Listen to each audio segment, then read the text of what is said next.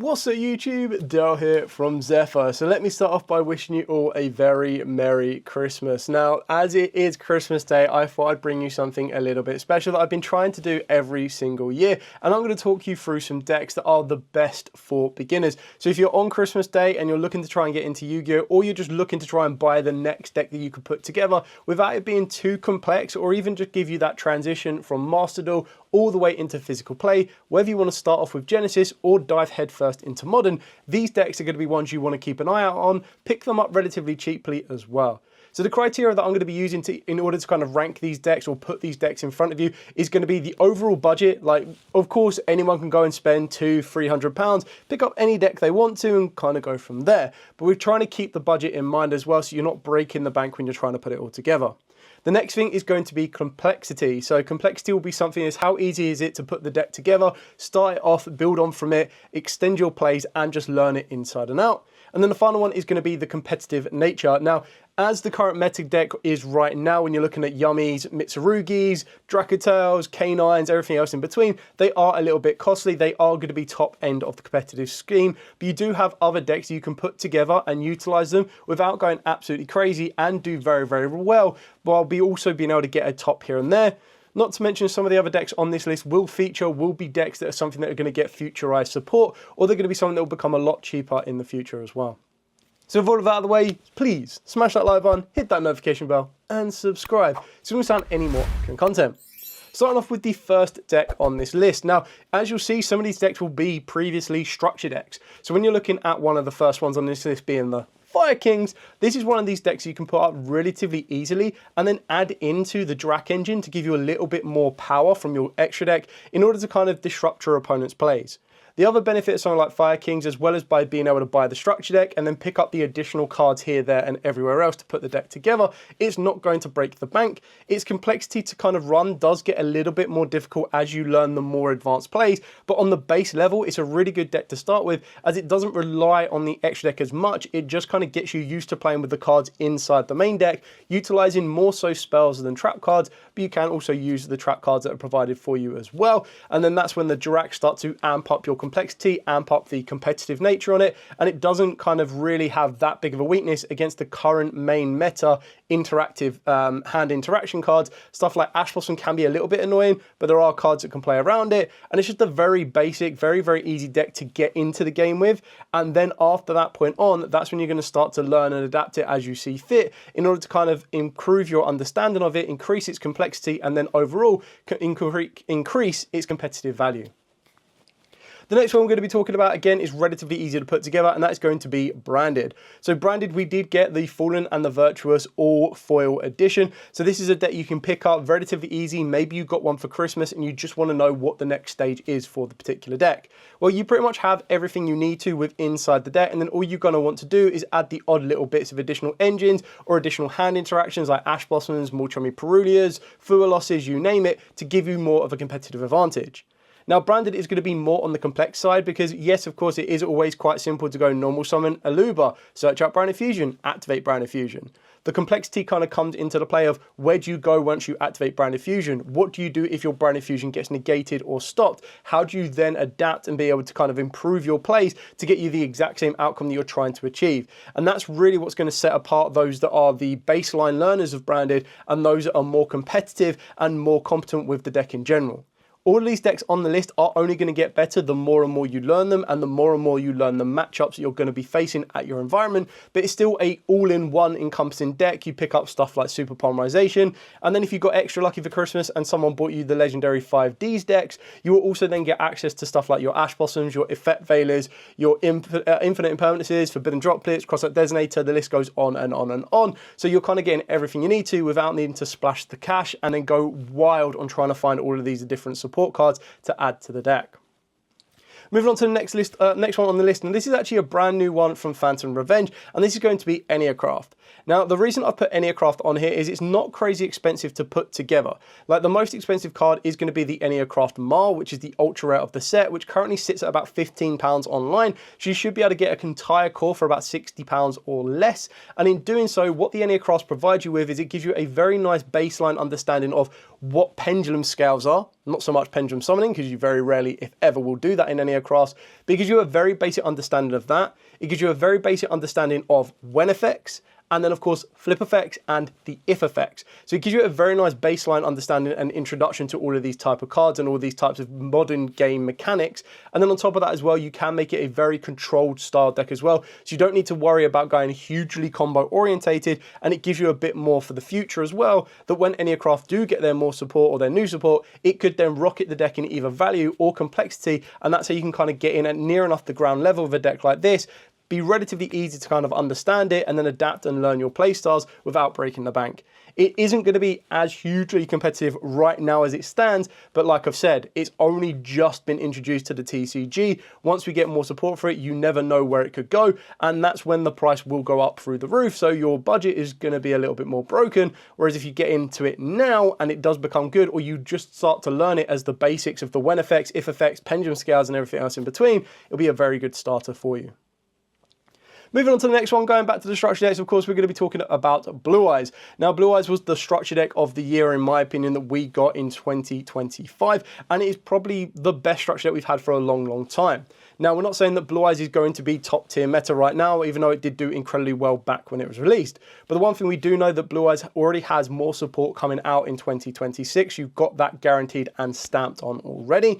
And you have loads of different variants that you could play with the Blue Eyes. You could play a little bit more creatively and play the invoked version. You could go for the strongest version, being the Primite package. That might get a little bit more expensive just because Ether Barrels are pretty good in Genesis and Modern. But that's when, of course, the Ether Barrels kind of sit you around about £20 a copy. However, if you're able to pick up the Lordy Loads cheap enough and early enough, you'll also be able to kind of get one Ether Barrel and still make that work, while still giving you the best outcomes for Blue Eyes. But it still is an all-encompassing one that comes in the structure decks. You do get a lot of hand interactions that could be very, very helpful for you. And then on top of that as well, you also have the ability to be a bit more creative with it and where you want to go with the future investment.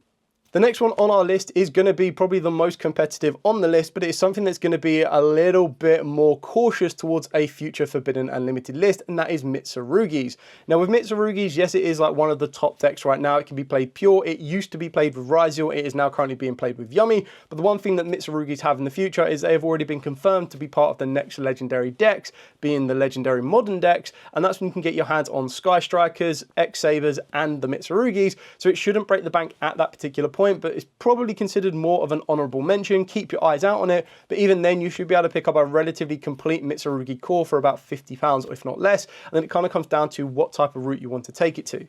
I would advise, before you do pick up Mitsurugi, to wait for either the official release date for the legendary modern decks, or just wait to see what a Forbidden Limited list looks like. My hunch is that a Forbidden Limited list for Mitsurugi's will be a lot less. They're probably going to slowly tap it, or they're going to tap the supporting decks that are being utilised with it, so that it opens up the door for those legendary modern decks to be the maximum potential they could possibly be. Moving on to the next one, now this is one of my personal favourites. This is Red Dragon Archfiend. So quite like Blue Eyes, it already has support confirmed in the future coming out for us in the next core set. Not the next core set that we get in Burst Protocol, but the one after that. So it's already got that future solidification in there. You've just got the most recent reprints in the Chronicles Fallen and the Virtuous for the Bestials. And then keeping in mind that this came all together in the Crimson structure deck a couple of years ago, it isn't that hard to put together. And it is a really kind of cool, nice introduction to the synchro mechanic. And it also gives you a lot more of aggressive options, gives you baseline hand interactions with stuff like the Bestials as well, learning to kind of banish cards from the graveyard, extending your plays. The most expensive card is going to be the Bestial Dispatter, but I have a hunch again that that is going to be in the Rarity Collection 5, so you don't want to be going out and absolutely crazy paying about £20 a copy on it. It's something that if you can get cheap enough, you're in a good space, and if not, you can hold out until we do get it in the Rarity Collection 5, fingers crossed, or even a more recent updated reprint set as well. So it's a very nice introduction to the synchro mechanic. It looks absolutely amazing. If you're not a big fan of the blue color because you don't want to be playing Blue Eyes White Dragon, you just look at the red color, a little bit more aggressive, and you get to play Jack Atlas's Red Dragon Archfiends. Moving on to the next one again is a personal favourite of mine, and that is Yubel. Now the reason I quite like Yubel, and massive shout out to Carlos at Locals, is Carlos picked up Yubel way before, and it's just been nice to kind of see him slowly develop as a duelist, but also slowly develop the deck. He played the deck with a baseline budget. He didn't end up getting early access to Themesmith package. He didn't get access to Nightmare Throne, which were the most expensive cards at that period of time, but he was able to kind of build the deck as a Super Poly Breaker build. It's one of those decks that once you get a Yubel into rotation, it does make it very awkward for your opponent to try and deal with it, as it is one of them strong ones that forces your opponent to attack and they take all of the damage with your 0 attack stat monster. So it is a very, very powerful deck. It can utilize Super Polymerization with probably one of the best Super Poly targets in the entire game, being the Loving Defender Forever, because it doesn't require specific materials. It just needs Yubel and then as many monsters on the field. So I feel that it's a very, very good deck. It's not the most complex to start to learn, and then you can slowly build up its complexity and its competitive nature, as there are a couple of different variants out there right now. So like the other day, I did provide you with a Radiant version, which just kind of gave you more access to the Fiendsmith package. But right now, you can play it very easily with just a couple of Unchained cards without breaking the bank, then play Super Polymerization, and then you have more ways to fit in non-engine, whether that be Effect Veilers, Ash Blossoms, Perudias, as I've already mentioned. Anything I say on this list, always try and combine it with the Legendary 5Ds decks, just because if you are missing any particular staples in the form of like hand interactions of Ash Blossom, Imperm, Crossout Designator, Forbidden Droplet, they're all going to be in there for you, and it's an absolute amazing product for the entire year. So picking those up pretty much gives you those little bit of staples that you need, and then it does open up the door if you wanted to play either Black Rose in Genesis, your Black Wings in Time Wizard, or of course just play Synchrons for a bit of fun in Modern. So it gives you a couple more options to utilize.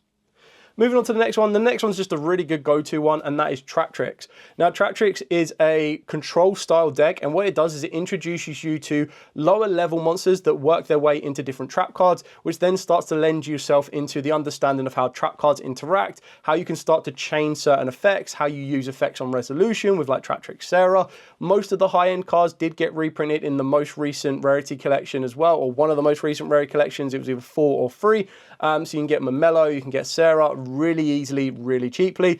And of course, you can get it in a structure deck from the Traptrix, which some locals still have access to. And I felt it was just a really good kind of overall structure deck because it gave you Evenly Matched, was a really good field breaking card. But then it also gave you everything you needed for the Traptrix monsters themselves. The only thing you were kind of missing was like Parallel Exceed. And again, that's something that's really cheap, really easy to put together. The deck isn't that complex. You just go simply normal summon one Traptrix, then get its effect off, turn it into a Traptrix Sarah, and it lets you slow the pace of the game down without being as massively aggressive with your monsters, but massively aggressive with all of your trap cards, which can really be damaging and massively effective for your opponent. And it's just one of them simplified decks that you can put together and then take it to your local environment and actually do quite well with it. On the other side of that as well, if you wanted to be a bit more aggressive but still have the exact same feel that Traptrix has, one that's kind of parallel in my opinion is Eldlich. The biggest difference with the Eldlich one is it actually works in Genesis just as well, and that's where the Eldlich will have the edge over Traptrix. So sharing this same spot would be Traptrix and Eldlich. It's kind of like, well, do I want something that's weaker monsters but stronger trap cards, or do I want to play something that's a very powerful boss monster in the form of the Eldlich the Golden Lord, backed up by loads of different trap cards? And again, you open up your X deck to play stuff like Pot of Extravagance, you can play Super Polymerization. It could be a very, very powerful deck. And if you're like, well, without Traptrix Sarah, Traptrix are a little less consistent, but with the Eldlich the Golden Lord, I can very easily transverse that to Genesis, and Genesis is something that I want to naturally progress to, whether you want to go from Master Duel to Genesis and then work into Modern. Eldlich can kind of cover all 3 of those bases as well. Moving on to another one of my personal favorites, this is Exodia Millennium. Now, what I love about Exodia Millennium is it's just incredibly cheap, incredibly easy to put together, and massively aggressive. So unlike some of the other decks, previously just Traptrix and the Eldlich that we were talking about, this one is a lot more aggressive. This is a lot better built for going second, because what you're trying to do is you're trying to put all of these insanely powerful, strong boss monsters on the field, and then activate your fusion spell card, work you into Exodia, which obviously has an anime fan feel into it as well. Being able to go, Exodia, obliterate, and then just one-shot your opponent with this insanely powerful fusion monster without needing to spend huge amounts of money. And again, the rest of the space inside the deck then opens itself up to be able to utilize cards like Ash Blossoms, Infinite Impermanences, or if you want to be a bit more creative and a bit more aggressive, you can start utilizing field breaking cards in the form of stuff like Lightning Storms, Harpy's Feather Dusters, Raigekis, you name it. It does kind of let you build a more aggressive style deck if you're not the biggest fan of a slower control style deck as well. Now, before we go on to the last kind of deck, I wanted to put in some honorable mentions. So the honorable mentions I want to talk about is going to be stuff like Gem Knights. Gem Knights, quite like the Exodia Millennium, is an absolutely insanely powerful boss house. But the idea behind that one is it does get a little bit more complex because you need to be able to be a bit more resilient. And then on top of that as well, it can cost you a little bit more than the Millennium Exodia for the pure fact that you have to get your Nephrons and then you need to kind of find the other pieces that did get reprinted in Battles of Legend. That being said, Battles of Legend was a great reprint set, not only for the Gem Knights themselves, but also to get you some reprints of Orcust is another nice honourable mention. Dragon Maids and Punks. Punks are a very good deck for Genesis, and it's okay in Modern, especially with the most recent Psychic support that we have had. But it's kind of one of the ones that if you were to pick up a deck, make it the cheapest as possible and still be able to compete on a very high level, you're going to be looking more at Gem Knights to be more complete than you are going to be looking at something like your Orcust, because the Orcust themselves, probably to meet its maximum level, still wants to play the K9 package. Other honourable mentions on this one is going to be Exo Sisters. So Exo Sisters already have confirmed support in the first core booster set of Burst Protocol for the start of 2026. And it's one of these decks that you can pick up really, really cheaply. It's a basic introduction to XZ summoning, more specifically rank 4s, but then it also opens up the doors to some very specific control trap cards, as well as already mentioned the brand new support in Burst Protocol, which can take them up a nice competitive level. So you're kind of ticking the box of being budget, you're ticking a very light box in being competitive, but you've also got future investment as well, and its complexity isn't anything too crazy because it kind of narrows you down to exactly what you want to be summoning and how you want to be playing it. Carrying on with some of the other honourable mentions, Sky Strikers is definitely up there. I feel that this will become even more important post the legendary decks of the modernised, the one with the Mitsus, X-Sabers, and then Sky Strikers, because I feel right now it's trying to get hold of the Sky Striker X0, but then on top of that as well, Sky Strikers keep it very, very basic. You try to utilise the link summoning mechanic alongside with loads of spells, and they're the ones that you're going to try and interact with your opponent. So if you want something a little bit faster than a trap style deck that just has as much level of control, and then start to utilise the baseline introduction of link monsters, Sky Strikers is definitely going to be one for you. Then carrying on for the final two decks before I get to the final deck on the list of the honourable mentions is Salamangreat and Sword Soul Tenyi. Now, Salamangreat, I think, is always a very nice introductory level because, again, this is another nice deck that is introductory to the link summoning mechanic, but it also starts to add little bits of introductions for stuff like XZ summoning and then sometimes synchro summoning and fusion summoning, but more times than not, it does give you a very good introduction and baseline for being able to go first and second, whether you want to be aggressive with the Pyro Phoenix or whether you want to be defensive with the two counter trap cards or the counter trap card and Roar and Rage, both being very, very disruptive to your opponent. Sword Soul is another one on that flip side that is a very nice introduction to the synchro summoning mechanic, as well as being able to introduce you to the Tenyis, what happens when you have no cards on your field, learning the difference between effect monsters and normal monsters, but then also being able to open up the doors to some link summoning plays while keeping it very, very basic and very, very simple, but also being able to use these insanely powerful worms and dragon style monsters to produce some very powerful and disruptive synchro monsters as well. And then the final deck on this list is going to be Lunalights. Now, Lunalights aren't incredibly expensive to put together if you don't need to rely on heavy polymerization. And if you do, that is a card that I highly expect may get a reprint in the most recent or the upcoming Rarity Collection 5, or maybe even in the most recent May set. On top of that as well, the Lunalights are very, very aggressive. It kind of introduces you to what happens when a duelist meets an immovable object in the form of the Liger Dancer. Well, more times than not, that Liger Dancer will probably win, unless your opponent has a Kaiju and then they've prepared for that immovable object with one that will deal with that. But it's a very nice introductory deck. It introduces you to fusion summoning mechanic. It also introduces you to ways of being able to utilize card effects to stop stuff happening in the battle phase. It gives you an incredibly powerful boss monster that your opponent could struggle to deal with, and it gives you a lot more to be adaptive with as well.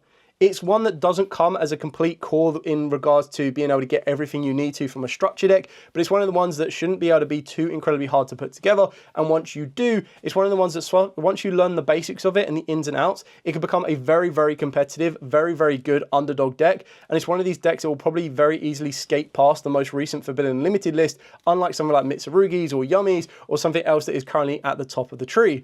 No Christmas pun intended, I guess.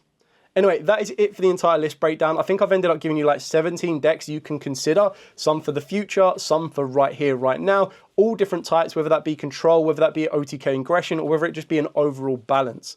Let me know in the comments down below any deck that you particularly started with. For me, it was the original starter deck Yugi, and then I started to develop a little bit more, and once I got into the competitive play, it was Satella Knights. So let me know what you guys started with. I hope you have a very good Christmas. I hope all of your presents has been blessed, whether they be Yu-Gi-Oh products or not, and if they were, were Yugioh products, hopefully your pulls were extra, extra shiny and even more incredibly blessed.